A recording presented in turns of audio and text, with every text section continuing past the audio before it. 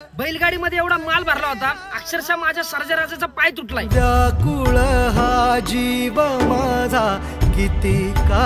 अरे तो आता बैलाचा मालक असू दे नाही तर कारखानदार असू दे, तुम्ही म्हणता परत तो शेतकरी नाहीये, तो कारखानदार आहे, कोणी का असाना, पण तो आता त्याला घरी बसून सांभाळेल का, खाऊ घालेल का, त्याला नीट करेल का, दिल आता तो कत्तलखान्यामध्ये मारायला। तुटलेल्या काचेचा ह्या व्हिडिओ मध्ये तर तू बैल माल अंगावर पडूनच मिळालाय। मला तर असं वाटायला लागलंय की देव आहे का नाही, जर असताना तर माझ्या सर्जराजाला, माझ्या मुख्य प्राण्यांना एवढा त्रास, एवढा वेदना झाल्याच नसते। या व्हिडिओ मध्ये तर किती म्हणजे किती ओझं टाकले तुम्ही एक मोठा खड्डा करा आणि कंटिन्यू तुम्ही काम करत राहायचं। जर तुम्ही 10 मिनिटांनी थांबले ना, तुम्हाला वरनं मार बसणार।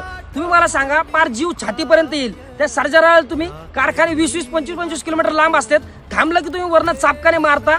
अहो कुठं फेडणारे असली पाप तुम्ही। गावाकडे येणाऱ्या जाणाऱ्या लोकांनी बैलांना खाली बसलेलं बघितलं असेल, त्यांना किती वेदना होतात। या वर्षी जो बैलांना त्रास झालेला आहे तो नेक्स्ट इयरला नाही झाला पाहिजे, यासाठी कोणत्या तरी मोठ्या माणसाने माझी मदत करा।